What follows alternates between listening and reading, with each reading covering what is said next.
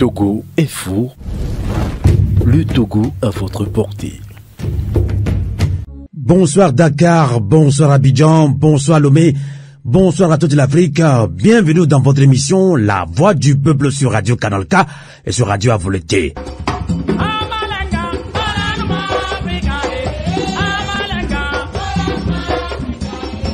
Débat panafricain. Macky Sall renonce à briguer un troisième mandat présidentiel.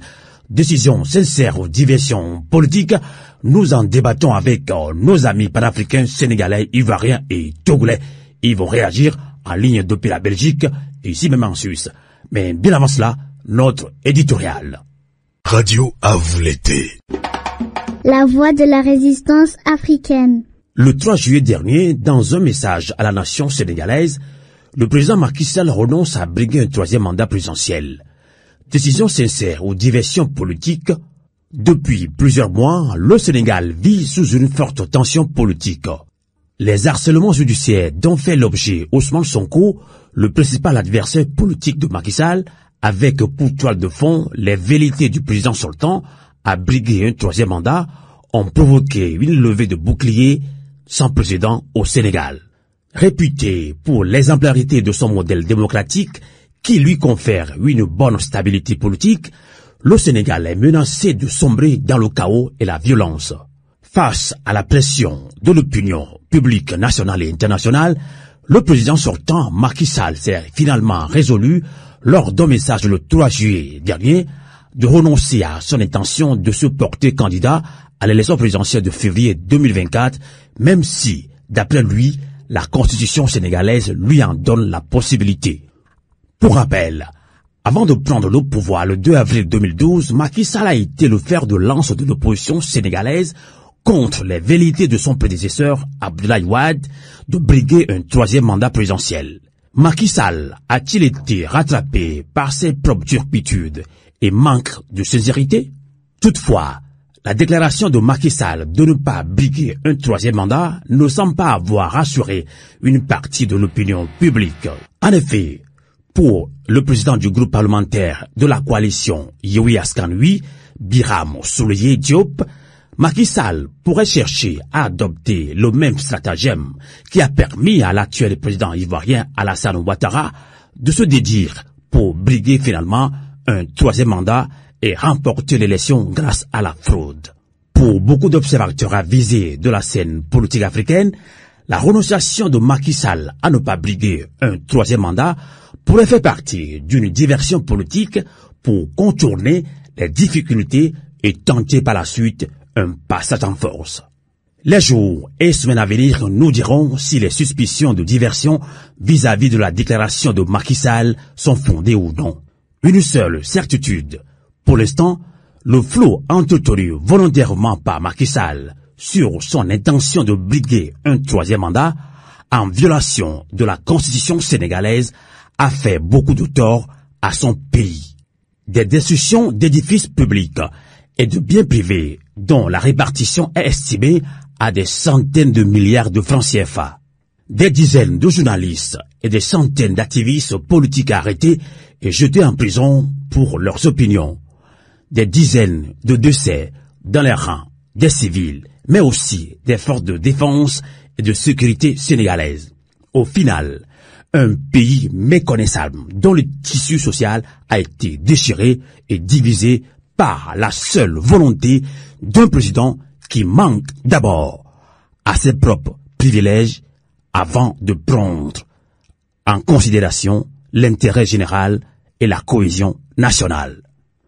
Combien de vies humaines faudra-t-il encore sacrifier au Sénégal pour que ce grand pays retrouve la quiétude volée et la cupidité humaine? Macky Sall pourrait-il trouver des ressources pour prouver aux populations sénégalaises qu'elles ont eu raison de lui avoir fait confiance en avril 2012 face à Abdoulaye Wade? Quelles leçons la jeunesse africaine et les dirigeants politiques, tant de l'opposition et de la majorité présidentielle, devraient-ils tirer et retenir des dégâts et désordres causés par les manœuvres politiques périlleuses visant à s'éterniser au pouvoir contre la volonté populaire? Eh bien, amis panafricains de Radio Canal K et de Radio à Volonté, pour répondre à toutes ces questions, nous recevrons dans quelques instants nos invités qui vont réagir en ligne depuis la Belgique et ici même en Suisse. Merci de nous être fidèles sur le 3xcanalk.ch et sur radioavolonté.com. Radio à vous l'été, l'esprit patriotique. Merci de votre fidélité sur Radio Canal K en Suisse alémanique et sur Radio à Volonté, la voix de la résistance africaine.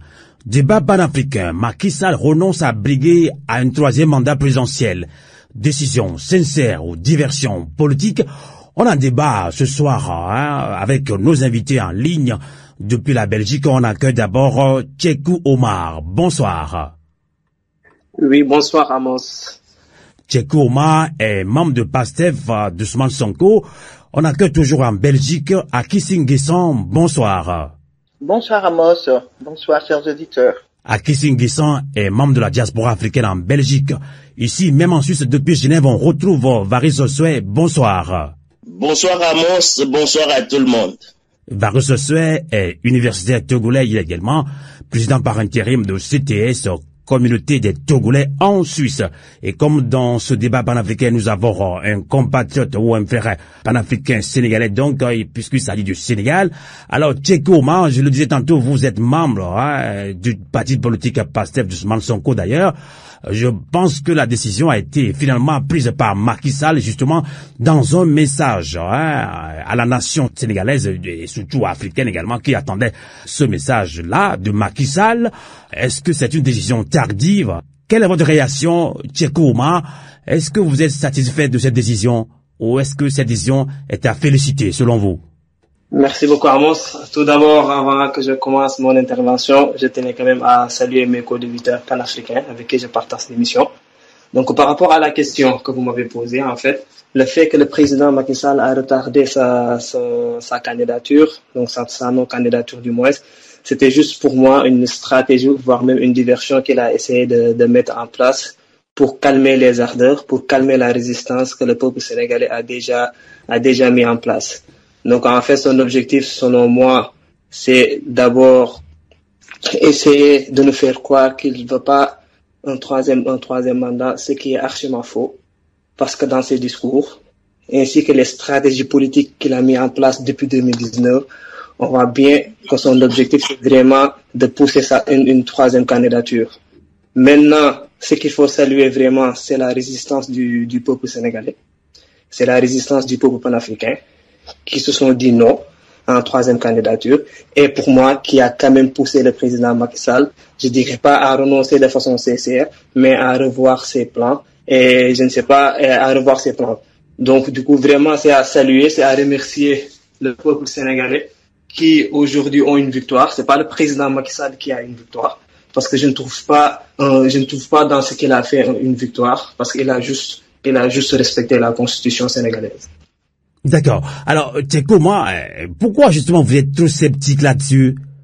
Parce que le connaissant déjà depuis 2019, si vous voyez bien l'histoire du Sénégal depuis que le président Macky Sall est au pouvoir, on voit tous que son objectif vraiment c'est d'installer une pérennité au niveau du pouvoir. Parce qu'il a déjà fait ça avec Karim Wade. Il l'a éliminé il y a quelques années. Il l'a encore fait avec Khalifa Sall. Et aujourd'hui, il l'a fait avec le président Ousmane Sonko. Donc, son objectif, si tu as fait vraiment un objectif juste de faire une bonne gouvernance, t'allais pas éliminer tes opposants politiques. On est tous d'accord là-dessus. Donc, le fait qu'il continue quand même à essayer d'éliminer à chaque fois un opposant politique me pousse à dire que le président Macky Sall, son objectif ultime, c'est vraiment d'installer au pouvoir le plus longtemps possible. C'est la raison pour laquelle je reste sceptique. C'est la raison pour laquelle je lance des messages d'alerte pour que la population sénégalaise ne s'endorme pas et que le combat continue. Aki Nguessan, vous qui nous accompagnez également dans ce débat panafricain depuis la Belgique, la décision du président Macky Sall est-elle le fruit d'une longue et profonde réflexion ou plutôt le produit de pression populaire et internationale, comme vient de dire Tchekou Omar? Alors, est-ce que M. Macky Sall a pris une décision raisonnable, raisonnée? Moi, je ne suis pas sûr, en tout cas. Et comme dit notre ami Cheikh Omar, je crois que les Sénégalais doivent rester quand même vigilants, et très vigilants, ouvrir l'œil et le bon. Pourquoi? En 2020, en Côte d'Ivoire, M. Dramane Ouattara a fait exactement la même chose, sous la pression de la société civile. Il a fait exactement la même chose, pour se préparer à faire une torsion de la Constitution et à s'imposer à nouveau. Mais à Kissinguissan, le Sénégal n'est pas la Côte d'Ivoire. Ça, c'est ce qu'on dit.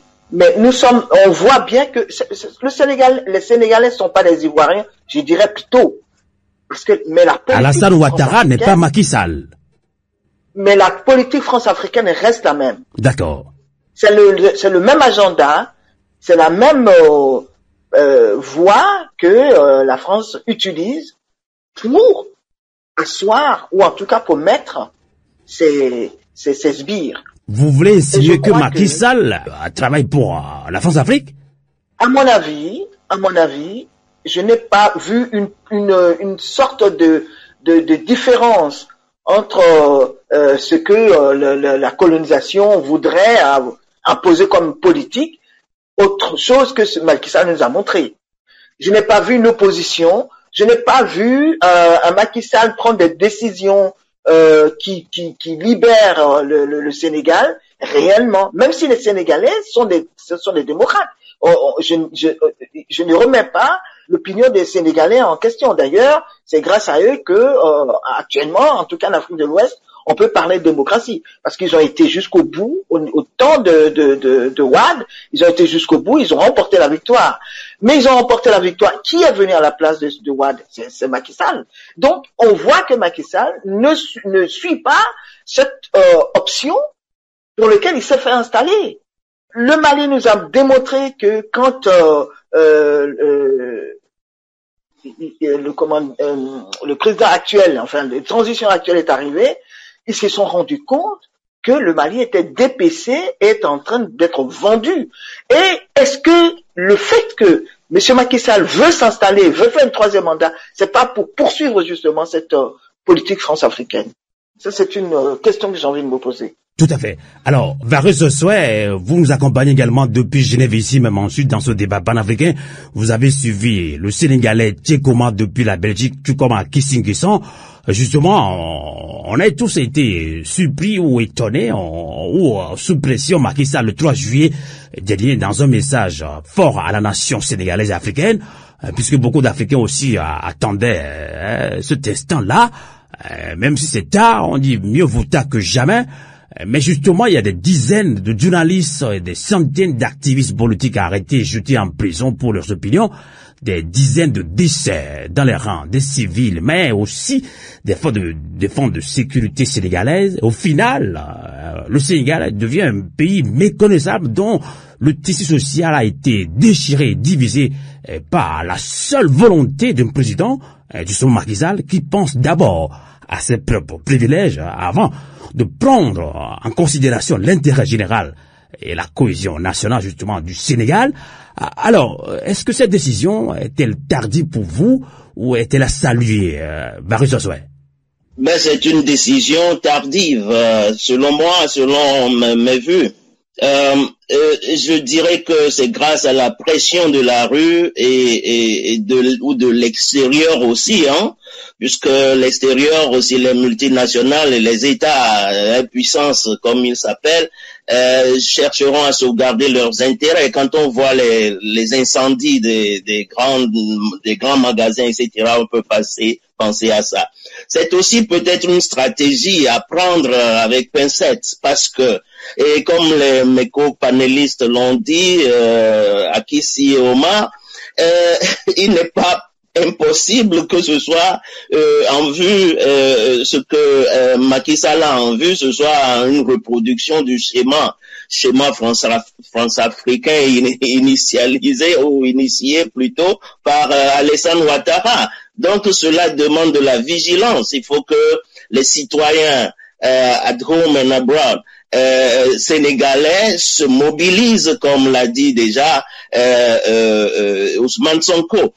Je pense que le président Macky Sall disait qu'il a longuement réfléchi, mûri sa réflexion. Je pense plutôt qu'il a pas pour l'annonce de l'abandon du mandat, mais d'un troisième mandat, mais plutôt il a longuement réfléchi, il n'en a pas encore fini, il n'en a pas encore terminé la tendance. C'est comment commettre parfaitement ce crime contre les concitoyens sénégalais, contre la nation sénégalaise. C'est ça ce qu'il a plutôt bien mûri.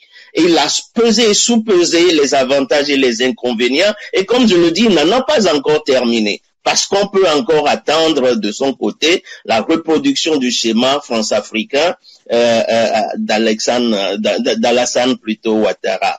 Donc, je pense que on n'a pas à applaudir cette annonce-là. On aurait pu la faire depuis longtemps. Surtout, j'ai l'impression que Macky Sall a préparé tout ceci à l'avance, comme eux tous ils le font. Ceux qui veulent s'éterniser au pouvoir, dès qu'ils arrivent, ils passent 1 année, 2 ans, et puis ils veulent bidouiller la Constitution en pensant à des comment ils appellent ça, à des tableaux à mettre à zéro en ce qui concerne les mandats. Il y a un dernier point, et ça c'est quand même curieux des juristes africains. On tombe dans la sophistique qui consistait, cette sophistique-là, on en avait discuté longtemps, qui consistait à distinguer entre mandature et candidature. Comme si les candidatures, on pourrait les poser juste pour aller se bronzer au soleil. Non. Quand on pose la candidature, c'est en fait pour gagner. Donc cette distinction-là n'a rien à voir avec le principe constitutionnel à avoir en vue de façon constante et morale. Donc bon, moi c'est ce que je pense de cette annonce-là. D'accord. Et on ne va pas placer ça sous le sceau de la sagesse et de la réflexion mûrie. Mais si c'est une réflexion mûrie, c'est par rapport au crime qui était en vue. D'accord. Et non pas la sagesse politique. D'accord. Tchéko Oumar, depuis la Belgique, je rappelle que vous êtes membre du PASTEF, parti politique d'Ousmane Sonko. Alors, que pense justement le Sénégalais lambda, puisque je sais que vous avez des informations qui nous viennent directement de Dakar ou dans plusieurs villes et villages du Sénégal. Vous êtes très proche également des populations sénégalaises. Alors, par rapport à son projet de 3e mandat, il y a eu des morts, des harcèlements judiciaires, des journalistes qui sont menacés. Bref, on attendait ce message, mais c'était tardif. C'est quand même tard, mais mieux vaut tard que jamais. Alors, est-ce que ce qui se joue au Sénégal, est-ce l'enracinement de la démocratie ou la minéralisation du système France-Afrique, Tchéko Oumar? Et merci beaucoup, Amos. En fait, ce qu'il faut d'abord comprendre et que c'est à saluer, c'est vraiment la prise de conscience du Sénégalais lambda. Et je vais vous apporter une preuve. Si vous avez bien vu le discours du président Macky Sall, au moment où il a dit qu'il n'allait pas se poser, qu'il n'allait pas faire un 3e mandat, automatiquement, la prise de conscience s'est manifestée parce que les Sénégalais ont automatiquement compris que c'était une stratégie. Ils n'avaient même pas le temps de saluer. Ils ont dit automatiquement que c'était une stratégie. Donc c'est à saluer selon moi parce qu'il y a l'éveil. Il y a une prise de conscience déjà du Sénégalais lambda. Je dis même pas du Sénégalais qui a pour objectif de faire la politique ou bien vraiment comme le président Ousmane Sonko de diriger le pays. Mais vraiment le Sénégalais lambda, il est déjà conscient. Donc du coup, nous sommes plus que déterminés. Et quand je dis nous sommes plus que déterminés, je parle juste du Sénégalais lambda. Et nous sommes déterminés à respecter la démocratie. Et l'objectif, ce qu'il faut également savoir, l'objectif, ce n'est pas la candidature ou la non-candidature du président. En fait, parce que l'objectif derrière, c'est la candidature du président Ousmane Sonko. Imaginons si le président Macky Sall dit non à une candidature pour finalement empêcher le président Ousmane Sonko d'être candidat. Est-ce que le combat a été réussi? Non. Donc le vrai combat, le vrai combat. Et même d'ailleurs, le président Ousmane Sonko a dit à la veille du discours du président Macky Sall que l'objectif ultime, ce n'est pas de savoir si le président Macky Sall va être candidat ou pas.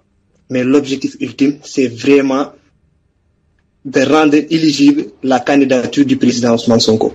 Radio à vous l'été, l'esprit patriotique. Varus Josué, donc on revient au thème du débat panafricain de ce soir même.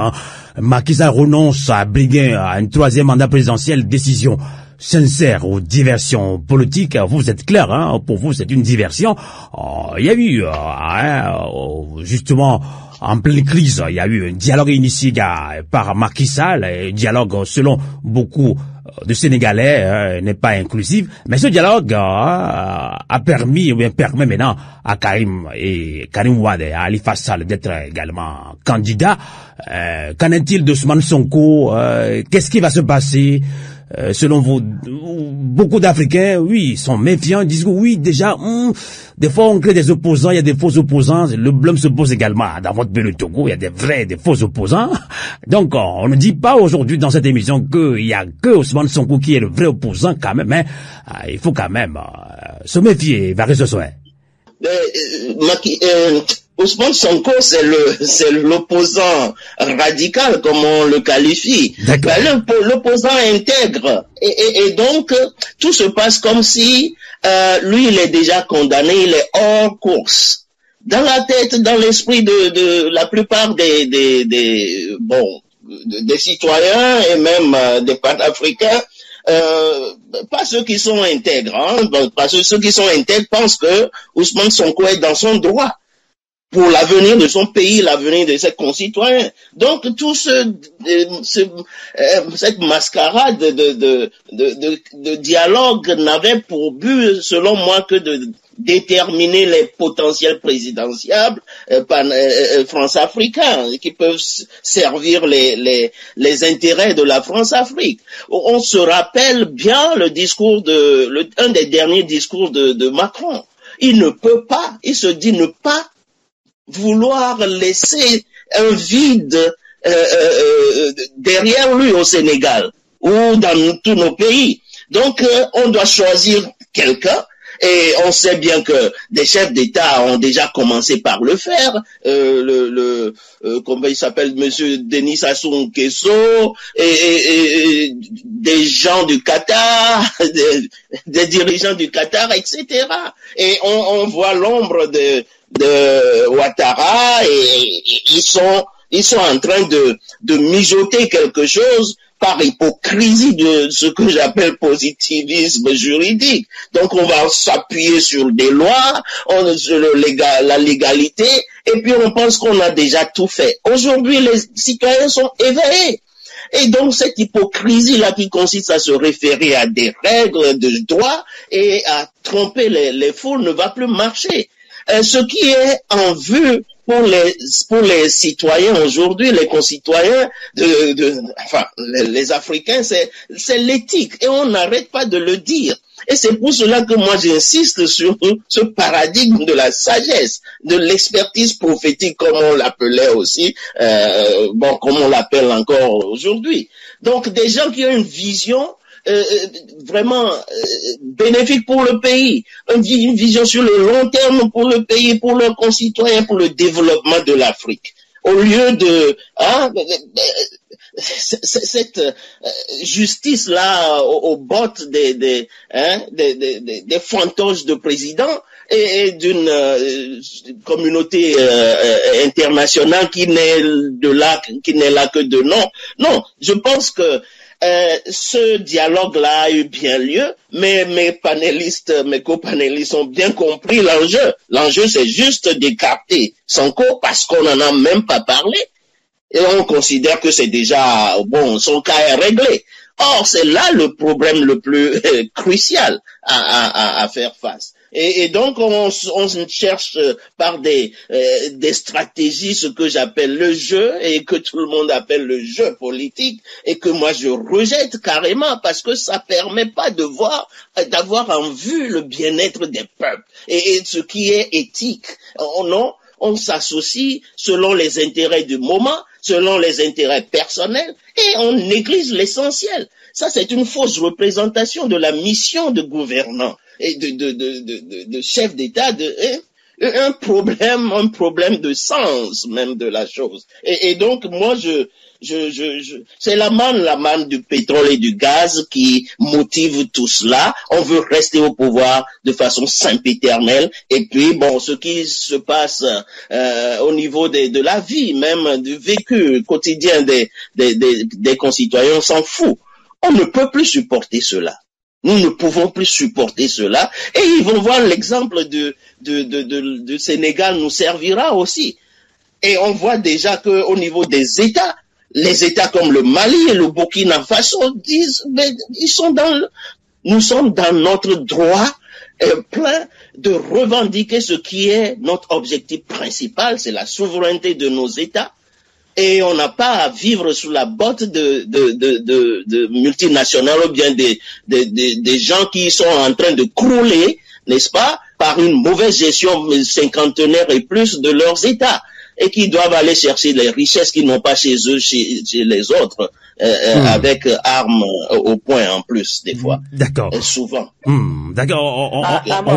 On va très bien que vous êtes tous en harmonie dans vos développements, en soutien total à l'opposant radical, comme l'a dit Varus ce soir, opposant Ousmane Sonko, mais justement, Aguisin Nguessan, il se sûr que peut-être aussi, le système fonctionne comme ça. Il y a beaucoup de leaders qui l'ont dit, qui ont sonné l'alerte. Il y a Nathalie Yam l'a dit.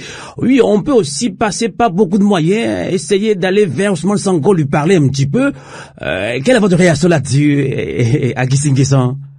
Alors, figure-toi que je voulais, quand j'ai écouté monsieur Sosoué, j'ai eu l'idée, je veux dire, il m'est apparu que aujourd'hui, malheureusement, c'est qui il y a pour monsieur Sonko, c'est qu'il n'y a pas de médias qui, à part le tien par exemple, et il n'y a pas d'autres médias comme le tien, je dirais, pour faire valoir, pour faire entendre l'opinion de monsieur Sonko. Les médias mainstream sont acquis à la botte de monsieur Macky Sall. Et en tout cas, je pense que ce sont des médias souvent occidentaux. Mais c'est important. Il y a des médias panafricains, africains qui soutiennent la cause de Sonko.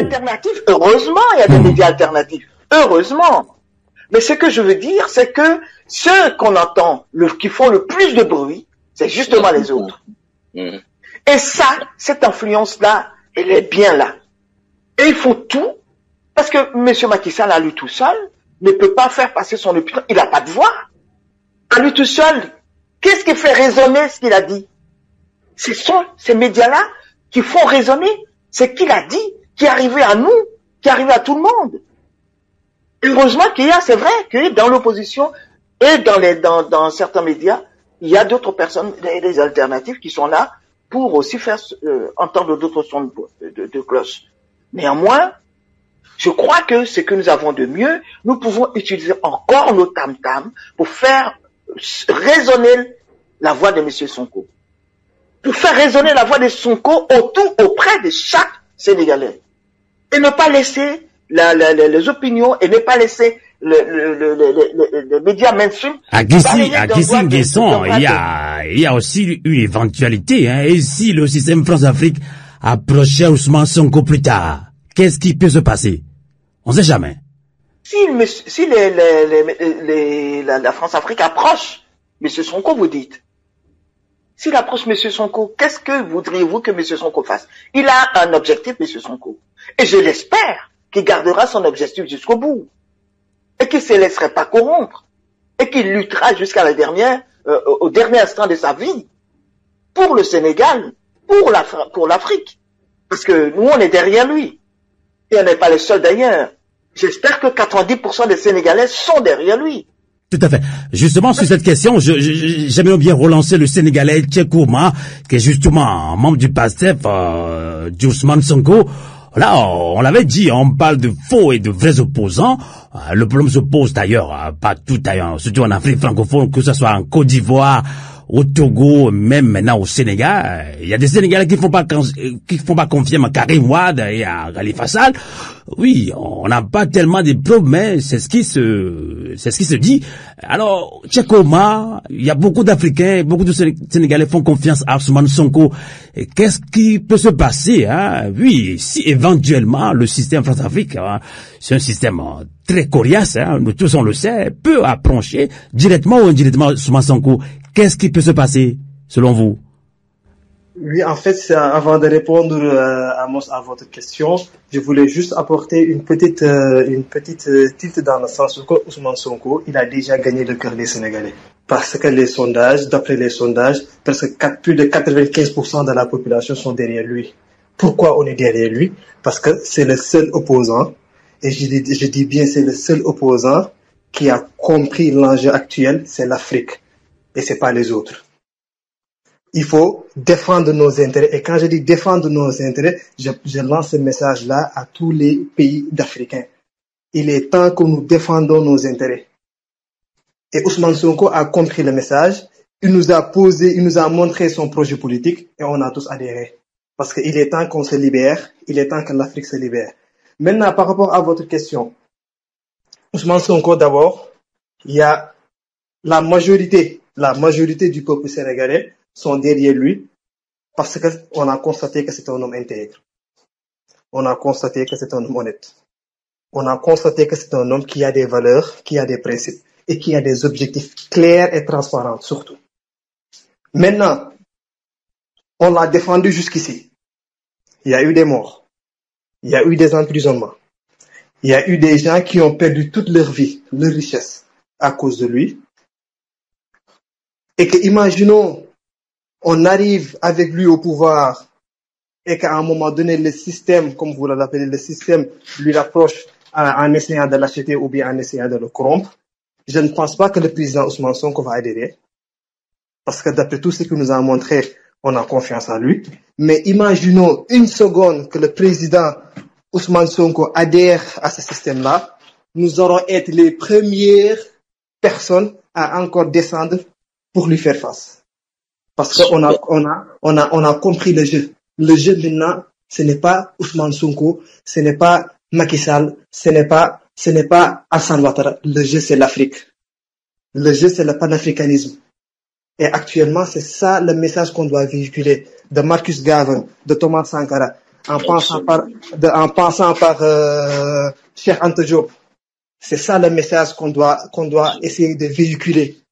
Que l'Afrique ne se développera jamais tant que les panafricains ne sont pas mis en devant. Ça, c'est l'objectif. Maintenant, si Ousmane Sonko décide de pencher dans l'autre côté, on fera face à lui. On lutte avec lui actuellement pour qu'il accède au pouvoir parce qu'on a confiance en lui. Et si un jour, je le souhaite pas, il se met dans l'autre sens, on sera les premiers, nous les panafricains, à descendre et faire face à lui. D'accord. Radio à vous l'été. La voix de la résistance africaine. Radio à vous l'été. La voix de la résistance africaine.